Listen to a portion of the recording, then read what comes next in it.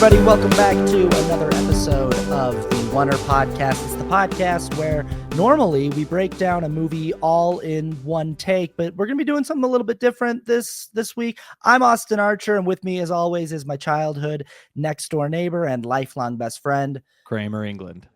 Yeah, we're mixing it up. We are. We're trying something a little different. And I'm in a hotel. Yes. So if there's any weird noises that come through my wall, it's the people that I'm sharing space with. Also, I have this very loud heating unit that I couldn't figure out how to turn off, but hopefully it doesn't come through too much.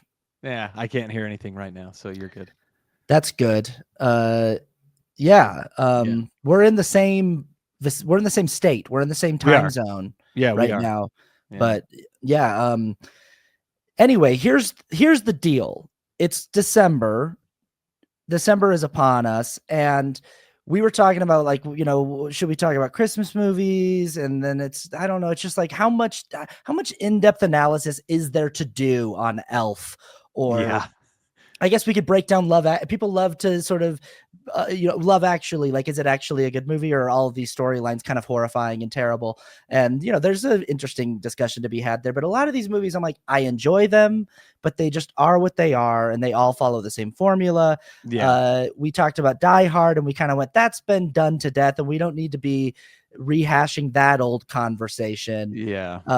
But I think it led to this idea of okay, but along the lines of, is Die Hard a Christmas movie? What if we pitched several films that aren't Christmas movies and made a case for why they should be considered Christmas movies? Just trying to try to make a little bit different spin on some of these, because I think at the end we could definitely get into really what makes a Christmas movie. We want to get into some of these movies are definitely. We'll get into it. We'll make our case for why these should be Christmas movies. So I think that we will land in a place where we say, here's what a Christmas movie is. Here are the themes of a Christmas movie. Here's the commonality, the common threads between Christmas movies. And I also think that we should, because you and I disagree on this, we should at the end of this talk about whether or not Die Hard is a Christmas movie briefly. Okay. Yep, I agree. That'll be great. It won't be the whole conversation, but we will present our cases, because I have my case. To me, and we'll get there. Okay. We'll get to it. We'll get there. I feel like to me it's very clear. But we'll get to Die Hard. I feel like to me it's very clear. Maybe the answer will be unveiled when we come up with what makes a Christmas movie a Christmas movie. Yeah. So I guess the name of this new game we're creating is it a Christmas movie? It's time to play. Is it a Christmas movie?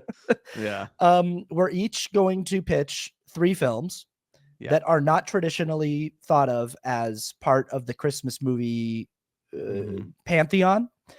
And make our cases as to why they should be considered. That we have about 2 to 5 minutes in that window. Keep it brief to make your pitch. Would you like to start with your first film? Sure. Yeah. Let's start. I'm going to start off with the movie that I think is definitely a Christmas movie, and it's The Shining. Okay. That's not what I thought you were going to say. The Shining with, Jack Nicholson. And here's the thing, right? We're talking about Christmas movies. First of all, it should probably take place at Christmas. Does The Shining take place at Christmas? Yeah, well, I mean, it's snowing outside. It's snowing. Could it not be like January or February? Well, no, because it's more at the beginning of winter. Right? Oh, yeah, because they need a caretaker to come up. They do. So it's the start of the holiday season. Yep. They're wearing definitely like holiday sweaters, like holiday time. There should be a big giant Christmas tree in that big hotel lobby. Well, they can't get it up there. If they can barely get anybody up there to save them, they can't even get a Christmas tree. So and he already went crazy before he could chop one down and decorate it in the house. The axe. He was going to use the axe to chop down a Christmas tree. Exactly. Okay. Yeah. And this is the thing too. Christmas movies. Christmas movies are generally about a family, right? Mhm. Like a family is having problems and then they come together through Christmas, or, all the crazy antics that go along with the craziness of the holidays. And so Yeah. it's almost like, I mean, it's a Christmas movie, but it's almost like an anti-Christmas movie because they're taking all these tropes that are in uh, most Christmas movies, but they're just making them more horrific. Mm. And instead of, having a funny one-liners and everything, he tries to kill his wife and son. So, but still, it's at Christmas. He's trying to, it follows the theme of the It's like Christmas gone wrong. yes, It's like it's yeah, supposed to be a nice secluded Christmas for this family, for the right, Torrance family up at this really, yep, they have this whole hotel to themselves. What could be better for Christmas for a family? yeah, And it just, unfortunately, it's a haunted hotel, yeah, and with blood yeah, in the elevators and dad goes crazy. Yeah. yeah, yeah. I Mhm. mean, you could say that's not blood; it's some Christmas juice. And what's more Christmas than dad getting like really stressed out? Exactly. And All the comedy Christmas movies, the dad is always stressed out. He's trying to get, whatever. He's got all this stuff going on, and it's usually funny, but in this case, it's not. So Chevy Chase in Christmas Vacation is like two more hijinks and mishaps away from being Jack Torrance. exactly, Yeah. all work and no play make Jack a dull boy. That's basically what Chevy Chase would have done, So he would. I think for sure. I mean, it is at Christmas. I think I've made my case well enough.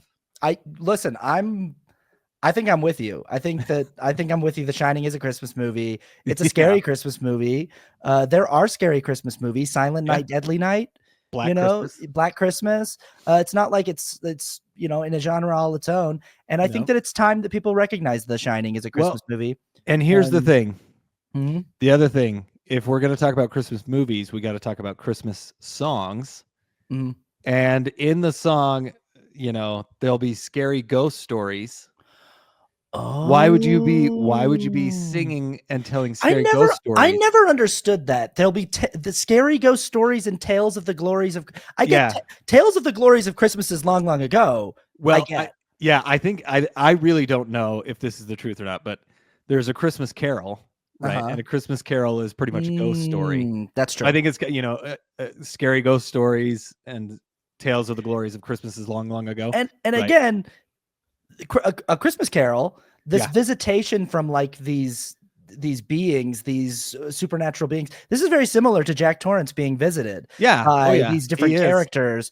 By these ghosts. Yeah, these ghosts, whereas the only difference is Ebenezer Scrooge's ghosts wanted him to become a better person, and Jack Torrance's ghosts want him to become a worse person. And that's the only again, it's pretty much the opposite. Yeah. And it's, so I mean, it's, snuggle up and watch The Shining Christmas Eve. Yeah, okay. I'm with you. Yep. Mm-hmm. All right, what's your first one? Okay, my first movie. I'm gonna start. I feel like, first of all, I want to say I feel like you picked 3 better movies than I like. All 3 of your picks better than mine. I think yours are great. I picked the movies I picked. I'm gonna start with the one I like the least for my case.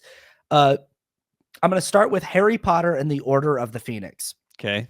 Now, you could say that any Harry Potter movie is a Christmas movie because I think in pretty much all of them, there's a Christmas scene. Yeah. Where the kids go, "Happy Christmas, Harry." Happy Christmas, Harry.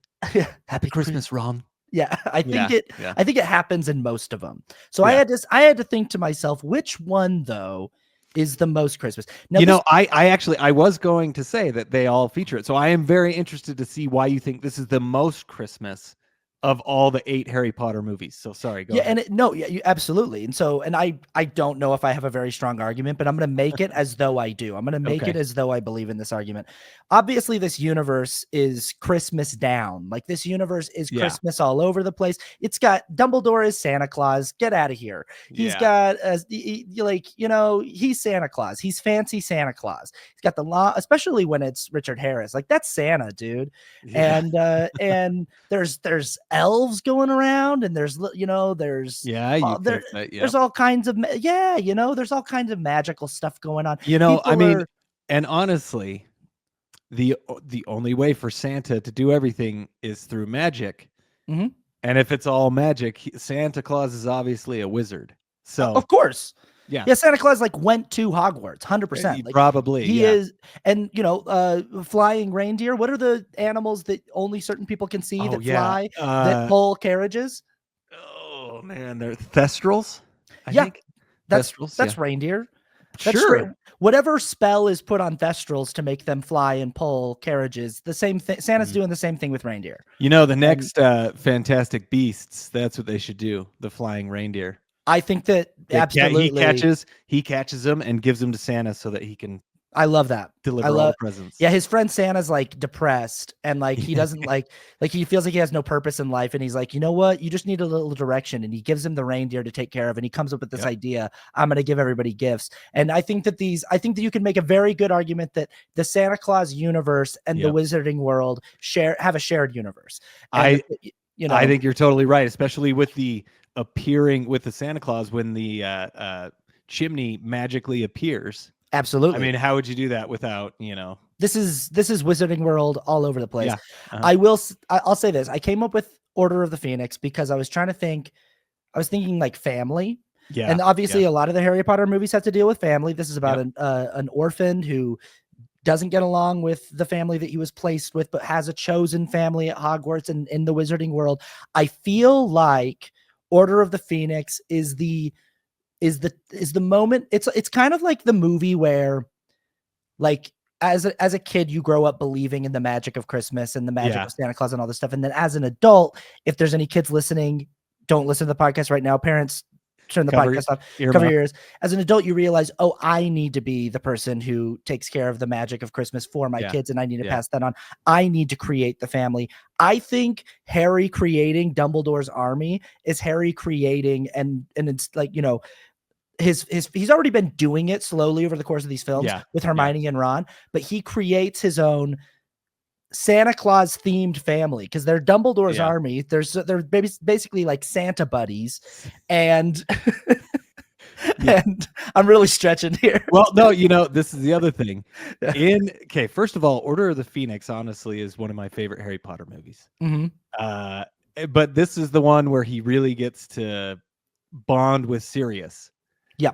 And then Sirius gets killed. He gets taken away. It has my favorite ending of all of the Harry Potter movies. The whole climax is great. Oh, the duel. Yep. The duel is amazing. Oh yeah. Like, the Dumbledore the Dumbledore and Voldemort duel is it has not been topped in the Harry Potter movies. That was by far the best duel between Voldemort and Dumbledore. But the family theme, right? I mean, so many Christmas movies revolve around family. So it's really the strongest between Harry and Sirius, which is his pretty much his surrogate father. Yep. And I think that Harry's chosen family is really solidified and strengthened in Order of the Phoenix. And I also think that ending duel, it's the coolest that we ever get to see Santa Claus be. Dumbledore, aka our kind of Santa lookalike, is at his coolest. Oh yeah. When he's fighting Dumbledore at the end of that movie. Yeah. Don't mess with Santa. Or when he's fighting Voldemort at the end of that movie. Yeah. So you could make an argument that the entire series is Christmas coded. And I think these movies are played on TV during Christmas. So there were probably people in the comments who are like, I think that people do think of them as holiday themed movies. But if I had to pick one to make the most Christmassy of the bunch, it'd be that one. What's your next movie? My next movie that I'm going to talk about is Batman Returns. I'm so mad that you got this pick and that I didn't think of it, because as soon as I saw it in your list, I was like, duh. It's like, duh, that's the one. This is probably, I mean, in all honesty, this is probably the easiest one to make a case for, because it does all happen at Christmas. Yeah. Like she's shopping for presents, and like there's this whole lighting of the Christmas tree, and the whole thing is, I mean, it only happens within a few days, right? Like, or maybe a couple weeks, but it's like, it's all very much Christmas centered, you know? And I mean, Bruce doesn't have a family, so he's trying to, make a family with Catwoman, and that you could say this is very much a Christmas rom-com. if anything. Ooh, It's a Christmas okay. rom-com because like Batman and Catwoman, there's always that tension of them trying to get together, you know? And it's like, And I'm alone for Christmas. You're alone for Christmas. Let's exactly. get together and have a little Christmas romance. I mean, their whole romance is also based upon a lie. Yeah. Like so many Mhm. rom-coms deal with that fact, right? Yeah. And the fact that it's taking place at Christmas just puts it right in that category Yeah. of being a Christmas rom-com because he is Batman. So Bruce Wayne is Batman. Selena Kyle is Catwoman. I Mhm. mean, there's that one scene where they're like they're like, you know, they're having this relationship and they're trying to get around their lies, and then they both have to leave, you know, and they're like, oh, I gotta leave. Oh yeah, I gotta leave too, right? And then they leave, and then they meet up again as Batman and Catwoman. I mean, it's got all the makings of a Christmas rom-com. I don't see how anyone could say anything different. Yeah, family themes. You got Penguin as a, you know, an orphan who is, you know, Yeah, who rejected. who creates his own family with the penguins from the Penguins. zoo, Yep. and somehow the circus people.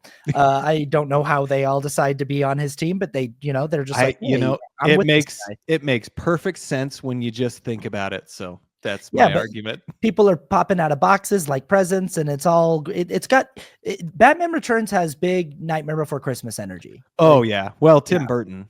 yeah, And obviously, you yeah. know, wait, Tim Burton did not. did that come out? He didn't direct Nightmare Yeah, Before but Christmas, yeah, but still he was the big name sure. for that movie. He, like he conceived of it. Yeah, Yeah, he did.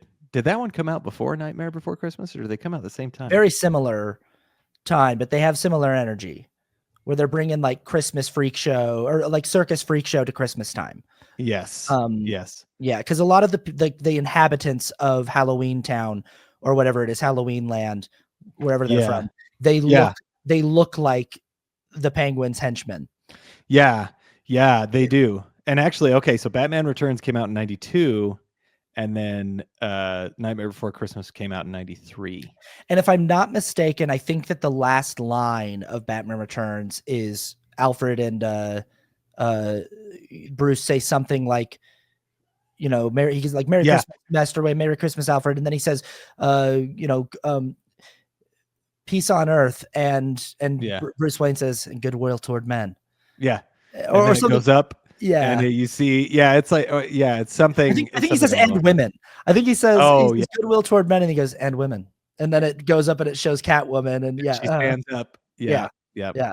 But it's very Christmas at the end there. Oh, yeah. With It's, Alfred and Bruce. And yeah. I mean, it's totally wrapped. The whole movie is wrapped in Christmas. I Yeah. mean, the themes and everything. Again, I think this is really the easiest one to try and say that it's a Christmas movie. Yep.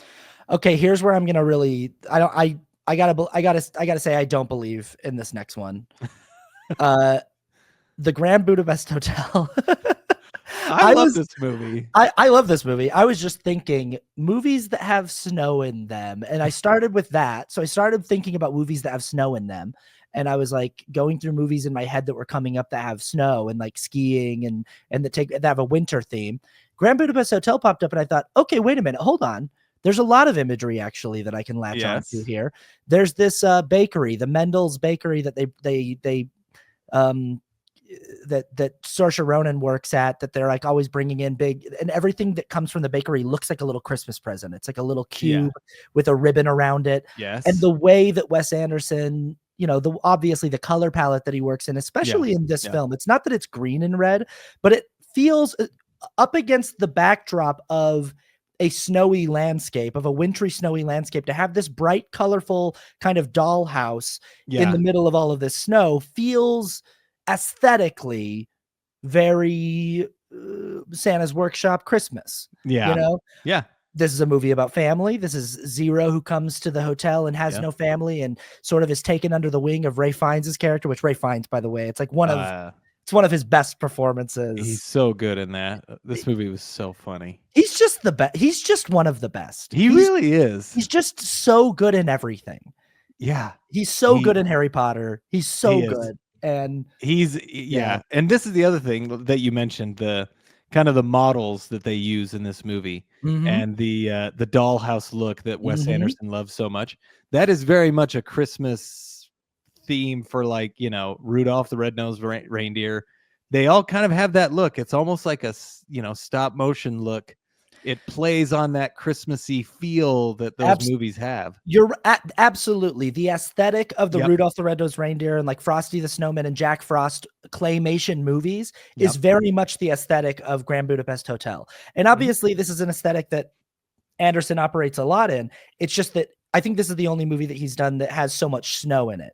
And so to add all the snow-capped rooftops and stuff with these little doll houses that he's doing, it very much has the feel and the look of those skiing, that whole skiing scene, you know, that it's all very wintry. It has to have had, you know, a holiday time. I also think that there's something to this, the Brotherhood of the Crossed Keys, or the Society of the Crossed Keys. Oh, yeah. Which is, I actually have a tattoo that's that symbol, the cross. Do you really? And this is, if you've never seen the movie, this is a secret society of hotel concierges that is across the entire world. Every hotel concierge is a member of the Society of the Crossed Keys, and they can all call each other and call in favors or get information. And it's sort of this international network of like spies that can sort of be everywhere at once, and they all help each other out. And who else is all over the world and can be everywhere at once and can do all that stuff? That's right. Santa Claus. Yeah. So I mean, they probably just, you know, I'm sure they help get all the presents, you know. It makes perfect sense. Yeah, I think that I'm stretching with this one, but I think aesthetic wise, if you were to watch Grand Budapest Hotel in December to sort of supplement your diet of Christmas movies, you wouldn't feel like it was massively out of place. Yes. Yeah. I mean, it really could be a holiday type movie. Yeah. You know? It's got very lighthearted themes. It's a festive winter tale. It is, really. Yeah. I mean, it very much has that grandiose story that a lot of Christmas, you know, it's like a tall tale. It's more of a tall tale type thing where it feels, you know, it's got that holiday feel all over it. Yep. All right, what's up next for you? Okay, my last one that I want to talk about, which again, this is kind of easy to make an argument for, but Rocky IV.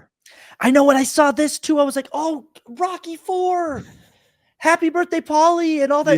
They do Christmas. They have the fight on Christmas Day. Yeah.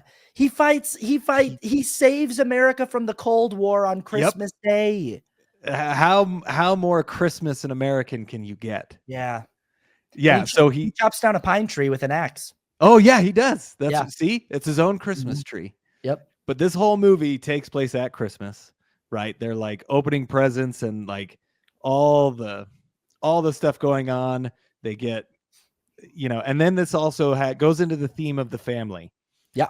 You know, Apollo Creed gets murdered in the ring, and he tries to get back at Ivan Drago, and him and Adrian start having marital problems, right? They're like, she's really worried about him, rightly so.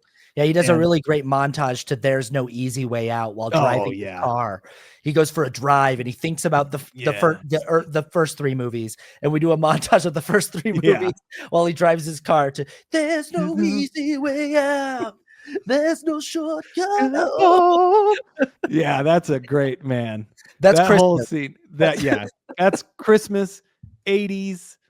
It's all wrapped into one. And I mean, so you got the family drama going on, and the fact that he overcomes this huge, you know, obstacle in the entire Russian country by beating Ivan Drago. And in a way, like, Rocky doesn't just save America and end the Cold War. He also saves Christmas, because Christmas would be ruined for his family and for a lot of Americans if Rocky Balboa were to get his butt kicked on Christmas Day. Exactly. If he were to lose that fight, especially if he had the same fate that Apollo has, like if Ivan Drago kills him, it's going to really ruin Christmas for his family. So Rocky saves Christmas. He does. He said, I mean, I don't think if I was living in that world on that day and Rocky lost, I wouldn't have opened my presents. I would be like, nope, I'm done. Christmas is dead to me. That would be the day that Christmas died. That would be the name of the movie too. The day Christmas died. If the movie was Rocky Balboa gets killed on Christmas, it would be called Rocky, the Day That Christmas Died. Yes. Yeah. I love that. that is exactly what would happen. So But that's again Rocky Christmas movie. instead, you could subtitle Rocky for Rocky Saves Christmas. Yeah. More appropriate. It doesn't need to be Rocky 4. Yeah. Rocky 4, Rocky Saves Christmas. And anything that you could call So and So Saves Christmas is a Christmas movie. Oh, yeah. Well, because it has Christmas in the title. Right. I think that automatically, if you have Christmas in the title, I think it has to be a Christmas movie. I'm going to make a Christmas movie that's called This Is Not a Christmas Movie, and it just has nothing to do with Christmas. I would love that. Like, I remember you had this isn't related, but you had a great movie idea as well. 3D, the movie in 2D. Yeah. Do you remember that? What did I say that? You said it years and years ago. And I remember thinking that is the best name for a movie ever. 3D the movie in stunning 2D. Yeah. So this is not a Christmas movie. It's not summer. There you go. So it's not. Yep. And it's just a movie that's not about Christmas. Yeah. Okay. Your last movie. Okay, my last one is the one I'm most excited about. And very similarly to the way that The Shining is like Christmas gone wrong. It's like The Shining is like a Christmas Carol, but scary. Yeah, so it's like more horrific. Yeah, a horror version of a Christmas Carol. Yeah. So a Christmas Carol gone wrong. This movie is Bizarro Christmas. So this movie is The Thing. John Carpenter's The Thing. This movie takes place in not the North Pole, but the South Pole. This movie takes place in Antarctica. Okay. Yes. We're doing we're in the upside down of the North Pole. Exactly. And the upside down version of Santa's workshop is a little research facility where an alien shapeshifter gets loose and starts picking off scientists one by one.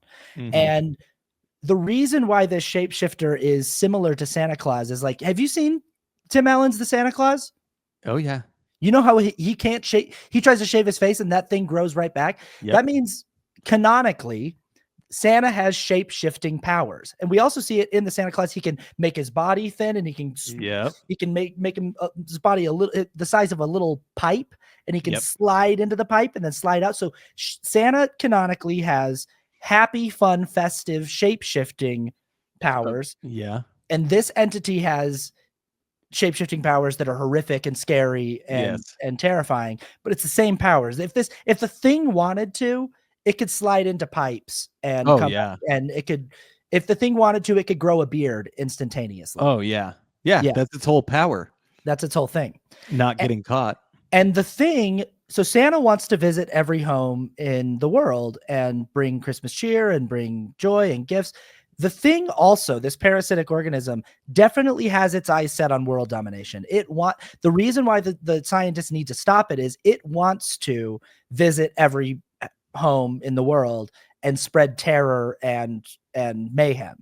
It wants to get out there and wipe out the entire species. And these scientists, in order to save Christmas in their way, they need to stop it from doing that. So usually to save Christmas in a Christmas movie, you need to help. Usually something happens where like, oh no, Santa's sleigh broke down and somebody needs to help, or Santa got kidnapped and somebody needs to take over as Santa for a night and help deliver the presents. In this movie, you need to prevent Bizarro Santa Claus from carrying out his mission in order to save Christmas. So everything is the opposite of what would normally happen in a Christmas movie. It is Bizarro Christmas. John Carpenter's The Thing. I am right there with you. Yeah. It makes perfect sense. And then, I mean, you got Wilford Brimley. Santa. See Santa, but he doesn't have a beard. So again, going to the Bizarro world. Mm-hmm. If we were doing the normal Christmas movie, Wilford Brimley would have a beard and he would be playing Santa. But in this movie, he's a grizzled, doctor, whatever he is. Yeah. He's not the doctor. He's somebody. I don't know what he is. I actually watched this. Go ahead. No, you go ahead. I was going to say the other thing is we've got Kurt Russell in here as McCready with long hair and a long beard. And guess which other movie Kurt Russell has long hair and a long beard in? The Christmas Chronicles. The Christmas Chronicles, where he plays who?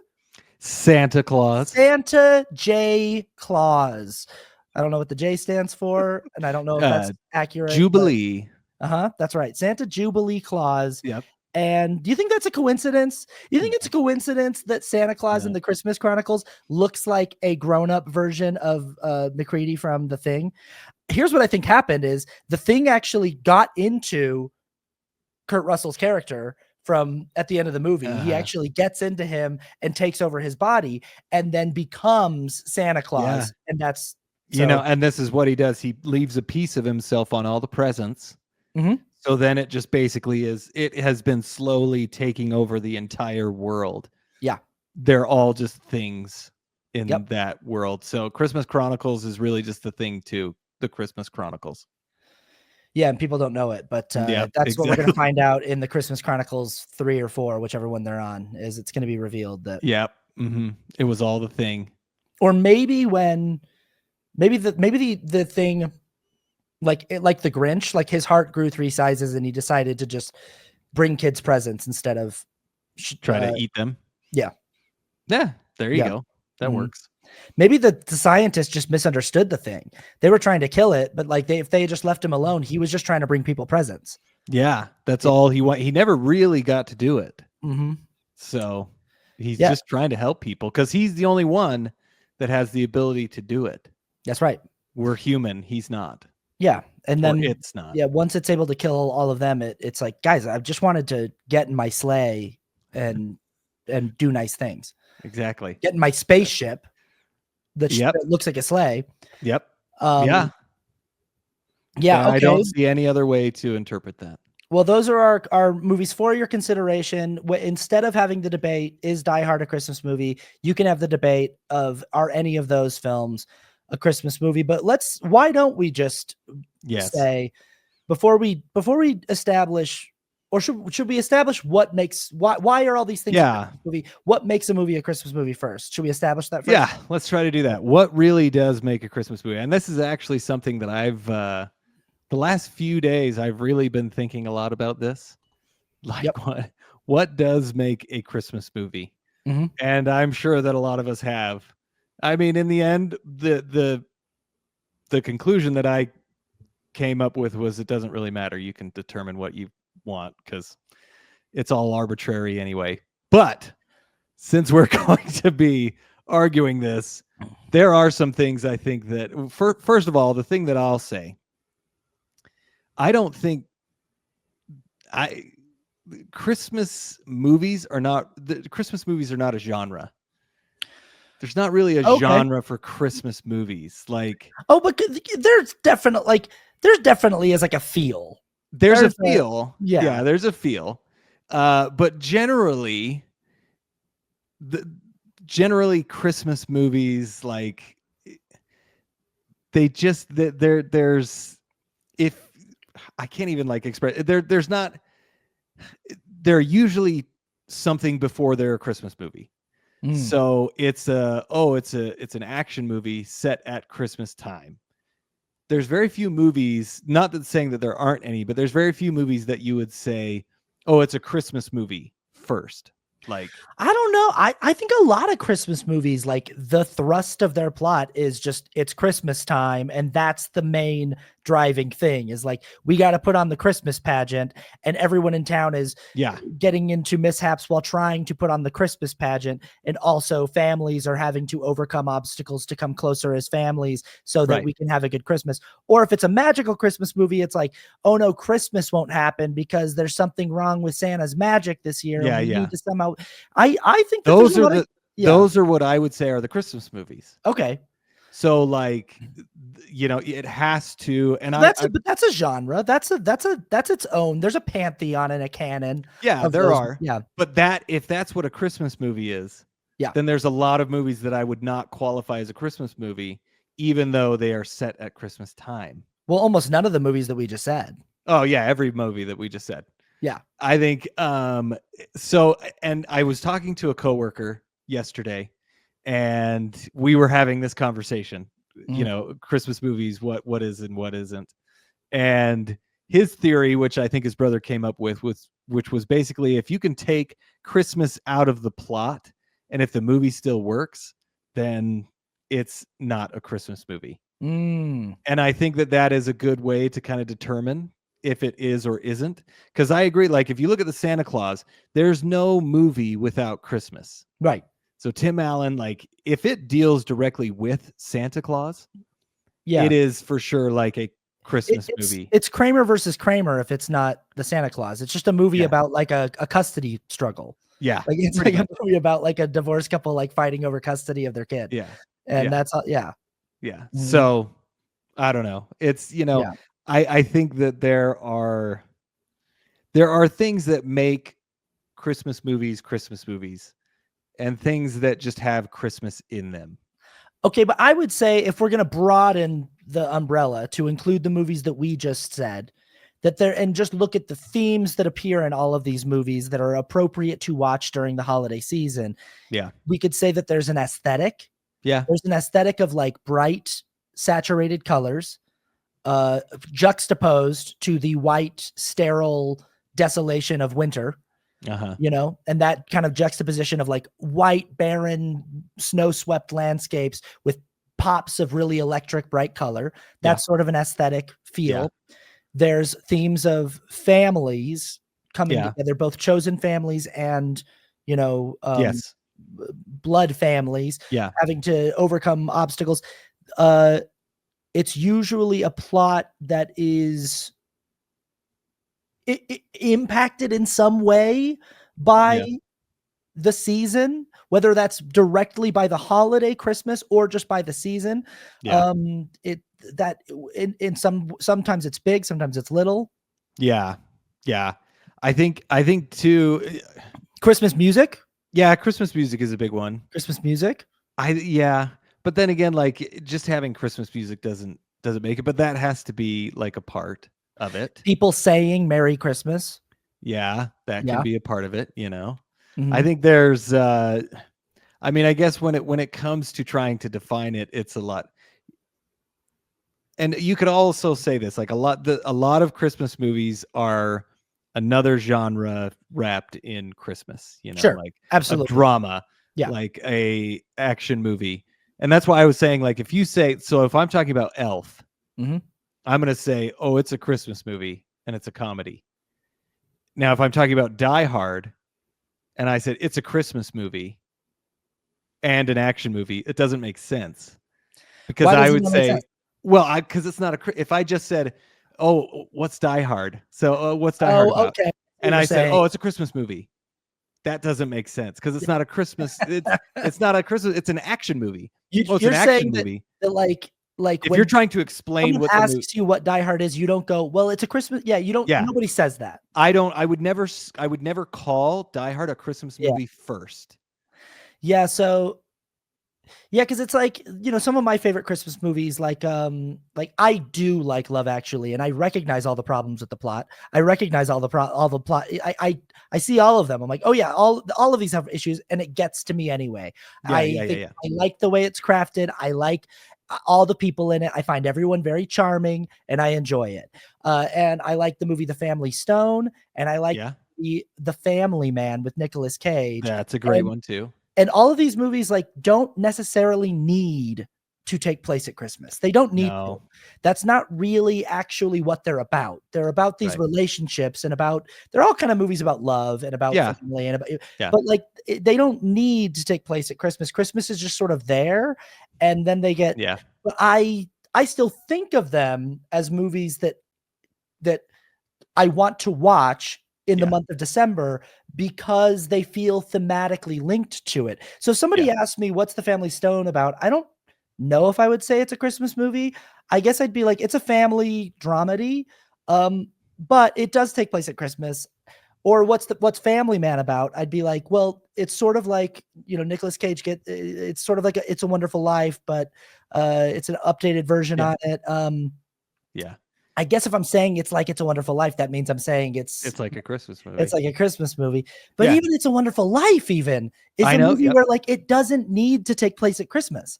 No. You know? And I think you're right. But those do feel very much like Christmas movies. Yeah. I think another thing about a Christmas movie is like, does it feel out of place if you watch it outside of December? So Fair. like Die Hard, I'm not going to watch at Christmas time, only at Christmas time. Like when we had a minivan, we had a DVD player in it, Mhm. and we had Elf, and we would be watching Elf in July, and I'd be like, "Why are we watching Elf? Yeah. This is a Christmas movie. Like Yeah. it's very hot outside. Why are we watching this movie?" Now I love Elf, and it was funny, and I Yeah. didn't care because my kids wanted to watch it. That's fine. But if you feel a little out of place watching it not in the Christmas season, I think that also kind of is like an But argument also, for it not I being a but Christmas I movie. could make the inverse. So we'll just get it out. Okay. I am pro Die Hard as a Christmas movie. To me, it Right. feels like, and you are in the camp of Yes. it's not, because I could make the inverse argument and say, if you watch it during December and it feels thematically appropriate, if it's like, oh yeah, this totally, Yeah. this fits right in, because absolutely I can watch Die Hard not in Yeah. December, not during Christmas, and enjoy it. And they usually do play it in syndication, not just in, it's like Yeah. A Christmas Story is only in Christmas Vacation. Yes. These movies are only showing up on TNT and TBS during the month of December. But Die Hard, they'll play it any old time. But if you are doing a rotation of Christmas movies and you put Die Hard in there, it slides right in, because you're like, Yeah. like I watched it last year to kind of go, I hadn't seen it since I was a kid, and I was like, let me see if what the discourse is all about, where this movie sits for me. And I was like, from beginning, middle, and end, the whole way through, this movie is talking about Christmas. There are so many Christmas. He kills a guy and puts a Santa hat on him and puts a sign on him that says "Ho ho ho! Now I've got a machine gun." And I was like, that's so Christmas. That's true. That's very Christmas. Like, you know, honestly, I think there's like pure Christmas films, which is what we just talked about. Like about Santa Claus, has Christmas in the title, or like Magic of Christmas, all that. And then there are these outliers that are Christmas movies with the genre movies with Christmas themes. So like the horror movies that we've talked about, like Black Christmas, or there's a bunch, right, that are like horror Christmas movies. And you could even say that Nightmare Before Christmas is one of those. You could say Halloween or Christmas, and people. Yeah, it could. Yeah. So those are the movies that, like, oh yeah, okay, you can watch them at Christmas time, and they feel appropriate for the time, but they also give you that other kick of something that you want. And I want an action movie that's set at Christmas. There's Die Hard. So it's a Christmas movie, but it's not like a pure Christmas movie. I guess so. Like the Harry Potter movies, they do play the Harry Potter movies a lot during the holidays. They do, like from Thanksgiving to, because they feel like holiday films. They have holiday themes, and there's like snow, but also you can play the Harry Potter movies anytime, because they're not you wouldn't say to somebody, what's Harry Potter about? You wouldn't say, well, it's a Christmas movie about a kid who goes to wizarding school. Exactly. But they fit in. And I think that this is like what movies you watch during the month of October, when it's scary movie season, and you can just watch any old scary movie, and they fit thematically with the holiday and with the season. But also they're not like movies that you go, I just watched those in October. So maybe we could split Christmas movies as a genre or a category into Christmas movies that like pure Christmas movies that they only really make sense to watch during December, and they don't really work any other time, and movies that totally work to watch during the Christmas season, but are also, they would work without Christmas being a part of them. Yes. I think, because if you have anything that is set at Christmas time, it'd be in that second category. Because I think if Die Hard is not a Christmas movie, then neither is Home Alone. Yeah, I think because Home Alone's just it's a home invasion movie. Yeah. That's what it is. Screwball comedy. Comedy, and it takes place at Christmas. And I think but it's very Christmassy. It is very Christmassy. It's set at Christmas, trying to get like his Christmas wish and all Christmas that. music. We got Christmas trees, we got snow, we got all the stuff. We got, we got all the accoutrement. And I think Die Hard gets a bad rap because it's set in LA and there's no snow. Yes. So nobody's dressed up, And I think because it in its genre, it's not. I mean, when they've been doing it more and more recently with things like Red One and what was Yeah. the one with David what's his name? The guy from Stranger Things. His David Harbour. Yeah. yeah. Silent Night, Deadly Night. Yeah, Is that what it or was? Or I don't know. They're all some iteration Yeah. of that. They did the Joel Kinnaman one too that Yes. that John Woo directed. Yeah. And Silent Night.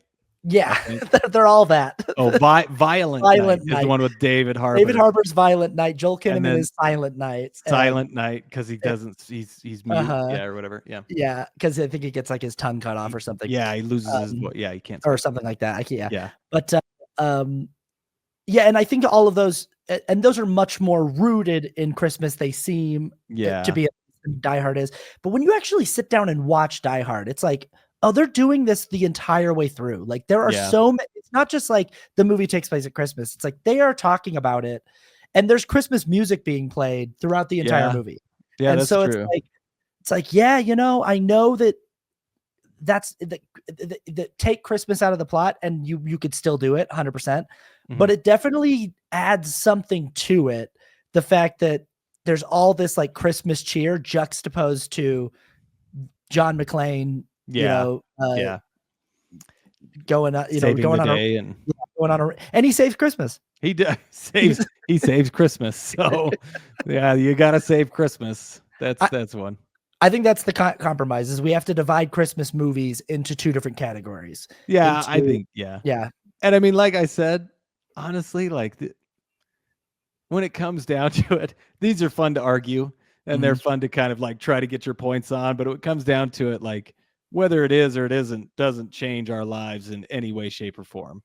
I beg to differ. It changes your life. It will ruin my life if I don't get this question answered before I die. My life will be meaningless if I can't establish these parameters. Yes. But I think it is there's the thing, there's pure Christmas movies and then there's movies that have the theme of Christmas. I mean, every Shane Black movie is set at Christmas. I think even Predators is set at Christmas. Or The Predator. The Predator. Thank you. The Predator. I think is set at Christmas. And then Iron Man 3, Lethal Weapon. Anyway, his are all set at Christmas, but they're not Christmas movies. I just watched The Predator for the first time. It was on TV. Oh, you did? And it was bad, but it was set at Halloween because I remember Jacob Tremblay was trick-or-treating in the movie and he was wearing a Predator mask. So, okay, you're right. It's all, it's still in that late fall, early winter space. I think absolutely. I think that's it. It's like Hallmark Christmas movies. It's just like, and now they're doing them on Netflix too. Yeah. You would never watch one of those movies ever outside of the month of December because everyone agrees they're pretty universally terrible. But like the only time that it even makes sense to even entertain one of those movies is at Christmas, because the only reason for that movie to exist is to have people like repeating the same generic plot and talking about Christmas a lot and have, I'm going to kind of, I would agree with you, except for the fact that there's a couple things. My parents watch those movies all year round. But they make them not just Christmas. They make them for But they watch the Christmas movies all year round. And Hallmark has a marathon in July called Christmas in July, where they play all the Christmas movies right in July. And I don't like that I know this now. I know. And first of all, my parents know that they're not great movies, but they enjoy them. So good for you guys. I don't enjoy them, but so there are a lot of people who like those movies even past Christmas. Fair. Like, and if the fact that they have a marathon that they continue to do Christmas in July obviously means that people are watching them. obviously, like, this is a profitable Yes. thing Yes. for Hallmark to be able to bankroll like 40 new movies every year. Yeah, it's It's crazy. pretty And then crazy. and then Netflix is chasing after them. Yeah, yeah, Netflix is going, "Oh, you know what we need to do? More Christmas movies that are yeah, really terrible." yeah. Oh boy, maybe that's one of the things that like a pure Christmas movie is it has to be kind of bad. It has to be kind of bad. Yeah, yeah, If it's gonna be a pure Christmas movie. Um, yeah. I yeah, mean, if you like those movies, great. And the people who work on them, they're trying to get. yeah. But yeah, I do not enjoy those movies. It's so hard for me to watch them because it's just like, what is this? Why did they make this? Well, everybody, what do you think? Do you like our picks for new Christmas movies? Can they be accepted into the pantheon and watched in December? And will that be a debate that can be settled? Or do you think Yeah, that we can introduce the new debate? What do you think about Die Hard? Let us know. Sound off. Like, comment, share, subscribe. Let everybody know. yeah. We'll reply to your comments. Yeah. Yeah. Kramer's in there replying. Okay. I try to Kramer's reply to everything. replying to people. Yeah. So yeah. We will have a new channel soon. Yes. That's one thing. And is we're gonna have we do have we actually have a channel for this podcast on YouTube. We just haven't Yep. been making the videos there yet. So why don't you do us a favor and follow that channel? Subscribe to that channel. The Yeah. Oner podcast exists on YouTube. You can find it.